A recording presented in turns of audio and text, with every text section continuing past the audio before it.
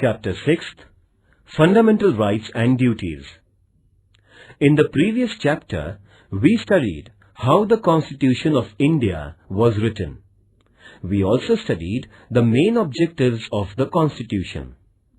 One way of ensuring that the objectives are achieved is to guarantee fundamental rights to the citizens. In this chapter, we shall study the rights included in the Constitution and why they are important. Introduction. Today, most countries, through their constitutions, grant rights to the citizens. The aim of such rights is to help in the all-round development of the people. Rights are necessary also for strengthening democracy. The fundamental rights, therefore, constitute a very important part of a constitution. I thought that uprisings in Tunisia or Egypt took place because those governments did not accept people's rights.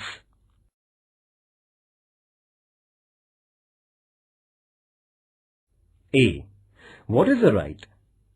When we say that a person has a right, we mean that the person can engage in a certain act and that others accept that behavior. Having a right also means that the person can expect specific behavior from other persons and from the government. Thus, rights can come into being only when other members of society and the government accept certain obligations. You must have seen that there is a silence zone near hospitals. This is a regulation local authorities declare that you cannot blow horns while passing through the silence zone. This regulation comes in the backdrop of a socially accepted idea that patients in the hospital need silence and that they are entitled to rest and recuperation in peace.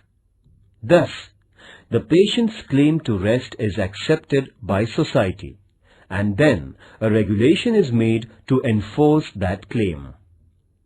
Society accepts various such claims mainly when they are seen as reasonable. In other words, rights require in the first place an agreement among members of the society over what are reasonable claims of its members. Then, it also requires legal provisions for ensuring the rights. Such legal provisions include limits on the powers of the government.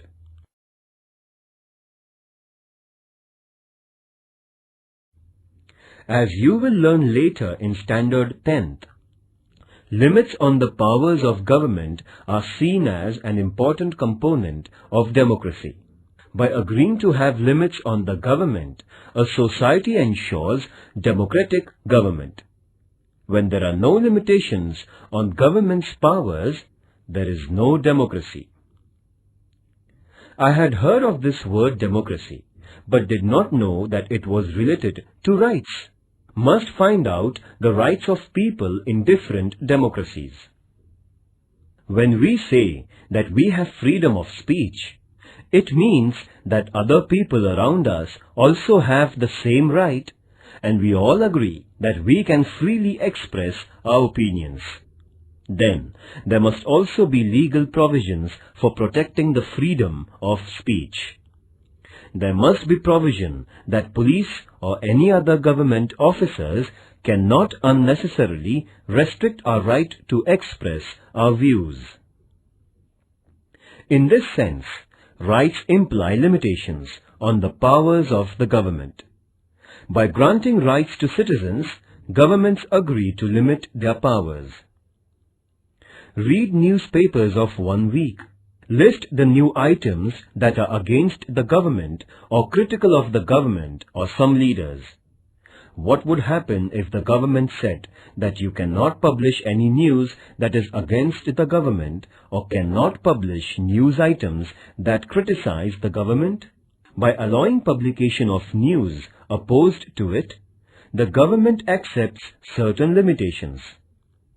This is also known as freedom of the press.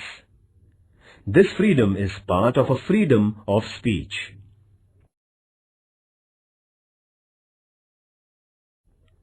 But granting these rights was not an easy or straightforward process.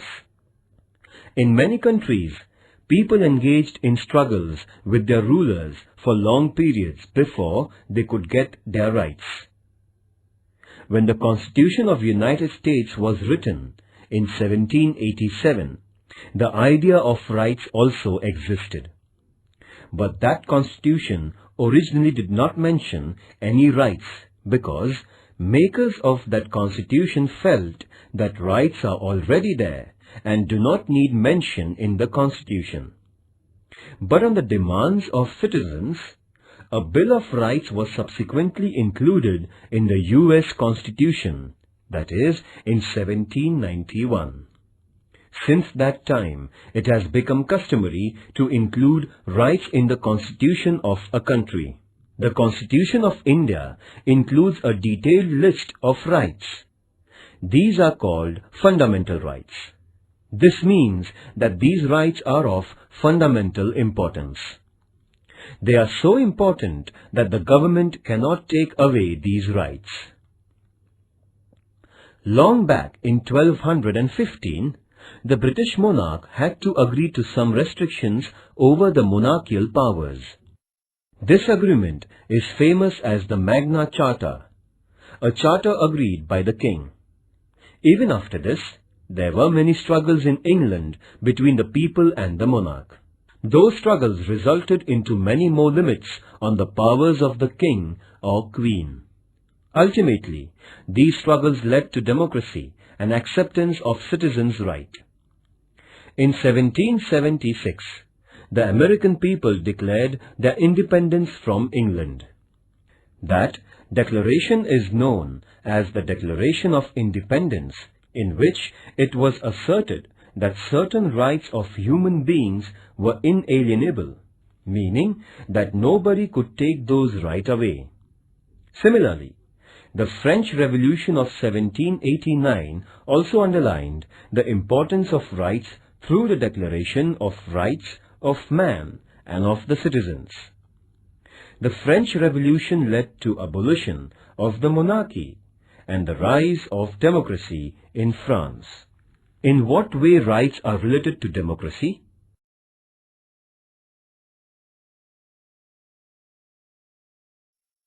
Educational and cultural rights. India is full of diversity. People in a country speak different languages, follow different religions, adopt different cultural practices, and celebrate different festivals. This is possible only when we do not force people to give up their own cultural practices and adopt the culture of the majority. In every part of the country, some cultural or linguistic groups will be in a minority. Do they have to follow the culture of the majority? Freedom means that minorities should be free to adopt and practice their own culture. The Constitution has guaranteed such cultural diversity by protecting educational and cultural rights of minorities. A group belonging to language-based minority or religious minority will have the right to protect its culture and to form educational institutions.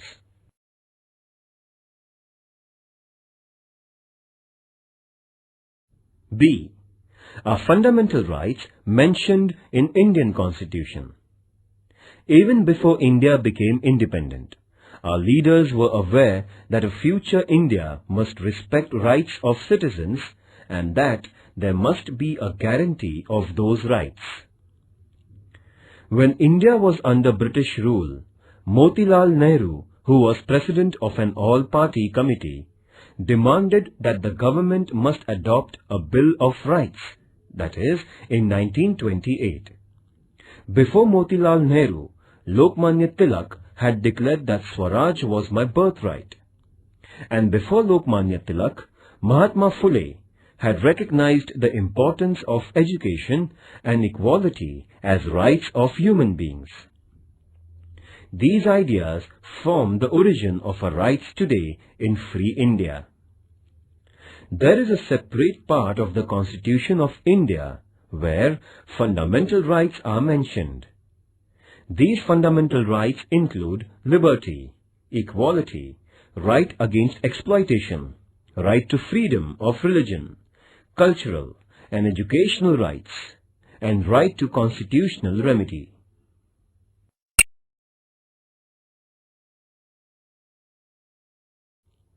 C. Human rights. It is now internationally accepted that every human being has certain rights. These are described as human rights. It is also accepted now that human rights should be adopted and guaranteed by every country, and necessary mechanism for protection of human rights should be created. In the year 1948, the United Nations adopted the Universal Declaration of Human Rights, 10th December 1948. This day is celebrated every year as Human Rights Day. Later, in 1966, the General Assembly of United Nations adopted the International Covenant of Economic, Social and Cultural Rights, and many countries have signed that agreement. According to the international norm, India has created the National Human Rights Commission in 1993. The Universal Declaration of Human Rights lists many important rights. These include individual freedoms such as freedom of speech, movement, etc., right to equality, cultural rights, and freedom of religion. Besides this, Declaration also includes wide-ranging rights such as right to work, right to rest and leisure, right to education, etc. The purpose is to ensure a balanced development of every individual and ensuring equal worth of all persons. Dignity and justice for all of us, this is the motto of the Universal Declaration of Human Rights. Activity. Using Internet, find out countries that have adopted the Declaration of Human Rights. For information about the number of countries that have signed the International Covenant, access the UN website.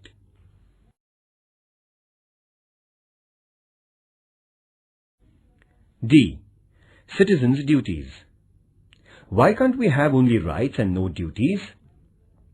It is often said that rights and duties are two sides of the same coin. Do you know what it means? Let us take an example. Right to equality means that men and women must have equal status and equal treatment. Does this happen in real life? Unless all members of society respect this right and fulfill the duty of treating women as equal, this right will never fully come into being. Therefore, it is the duty of every citizen not to engage in domestic violence against women and to oppose ill treatment of women, because women are not treated equally and practice of female foeticide is prevalent. Is it not a duty to respect women as equal citizens? You will now understand why duties are important for the fulfillment of rights. Just as society must respect our rights, society expects that we accept certain responsibilities as our duties. Some duties are listed in the Constitution as a fundamental duties. These include to respect the Constitution, to respect national flag and national anthem, to protect the country, to adopt a feeling of brotherhood towards all citizens of India, to protect the environment, to adopt a scientific approach, etc. Is there punishment if these duties are not performed? Ecological balance. Human beings are dependent on environment for air, water, trees and minerals. If we use these natural resources indiscriminately, that leads to environmental degradation. Our present generation may be happy to use as many trees as it can cut down, but what will happen to later generations? Already, over-exploitation of natural resources is leading to crises such as drop in rainfall, rise in temperature, and many other environmental hazards.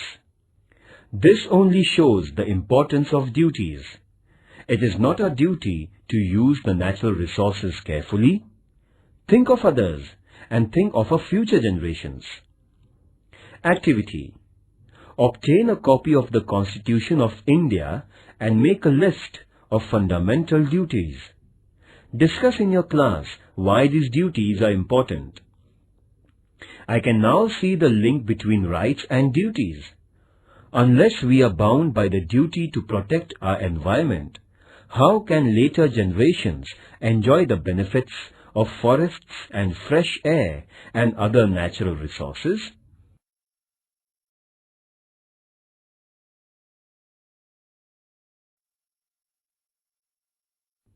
Right to equality. Democratic government means that the government is not arbitrary. It works according to rules and regulations. But what if rules were only applied to some people and not to some others? It would still be an arbitrary government. Therefore, there must be the same rules for everyone. This is the principle of equality before laws. Our Constitution guarantees that all persons will be treated equally by the government.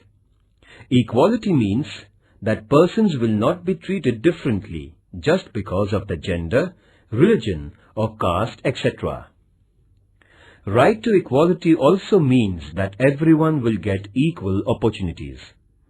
Remember that there are many inequalities in our society, and to remove those inequalities is the objectives of our Constitution.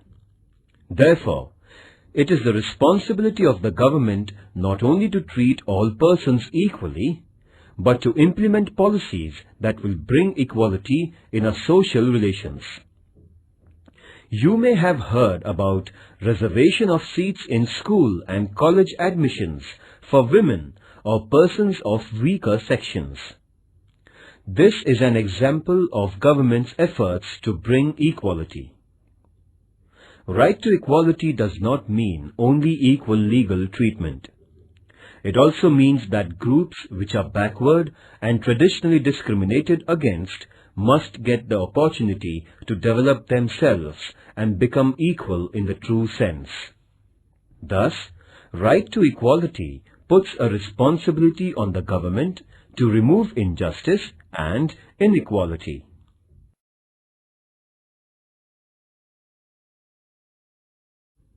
Right to freedom of religion. In India, people follow different religious practices, but the government does not support or oppose any religion.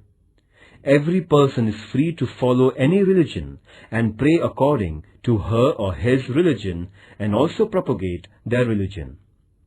The government will not differentiate between persons of different religions only on ground of their religion.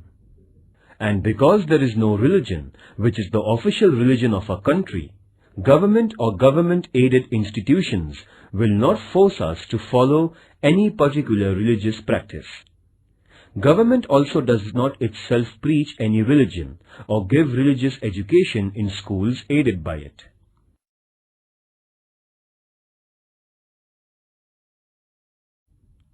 Right to information. Similarly, the right to information is now enforced, though it is not part of our fundamental rights. Citizens cannot judge the government if they do not have enough information. Therefore, of late, it has been accepted all over the world that democracy means citizens' right to get the information from their government.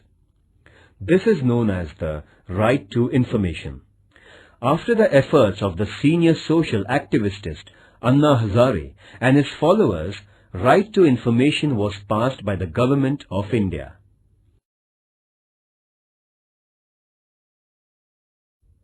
Right to liberty. Right to life is one of the most important rights of the individual. Our Constitution guarantees this right. It means that even the government cannot take away our life or cannot arrest us without reason and without legal procedure. But merely a guarantee of life is not enough. As human beings, we want to live a meaningful life. We want to do things we like. We want to develop our personality, follow our hobbies, pursue our own interests. For this to become a reality, we need an assurance that there won't be unreasonable restrictions on our personal liberties. Freedom of speech is one of the most important personal liberties. Besides, we have the liberty to form associations and organize meetings. We also have the freedom to move freely in different parts of the country and reside anywhere in the country. And we have the freedom to undertake any profession or business of our liking.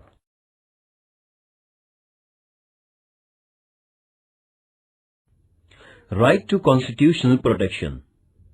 So far we listed the rights guaranteed by the Constitution. But what do we mean by guarantee? If our right is violated, we can go to the government for protection. But what will happen if some officer or the government itself violated or did not respect our rights? In such situation, we have the right to move the courts. This is also called as right to constitutional remedy. Court will decide if the government has wrongly interfered with our rights, and if so, ask the government not to do so. Judiciary is the protector of our rights. This provision makes our fundamental rights truly guaranteed. First, what is the importance of right to equality? Second, why is the right to constitutional remedy the most important right? Activity. Imagine we had right to liberty but not the right to equality. What would be the result?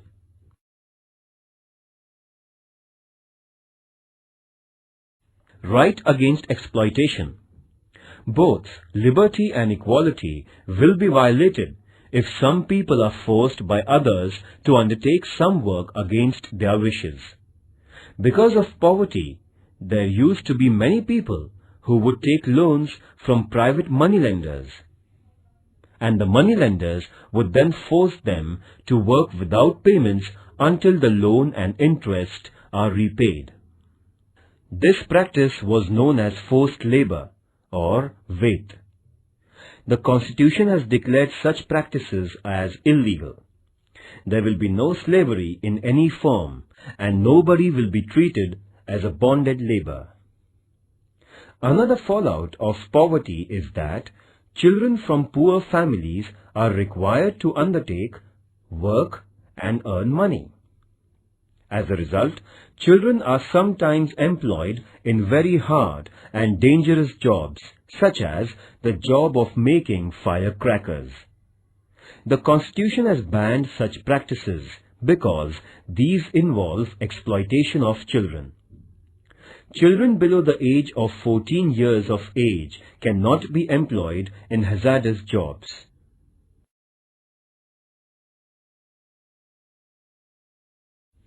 Positive and negative rights. Rights are necessary for our personal development. They are necessary also for the well-being of the society. Rights ensure that weaker and backward sections of society get opportunities to improve their condition. The right to equality is very important in this respect. Thus, some rights are limitations or restrictions on the powers of the government, while some rights mandate that the government adopts policies for the well-being of weaker and needy sections. In this sense, rights are responsibility of the government and the society to make sure that various services and facilities reach all sections. So, our rights are twofold. Some rights are restrictions on government, what the government cannot and should not be doing. Let us call them negative rights, because they tell us what the government should not do. On the other hand, some rights tell what the government should do. These are positive rights. Right to education, for instance, is a positive right. On the other hand, freedom of speech is a negative right, meaning that it states that government cannot put unreasonable restrictions on a freedom of speech.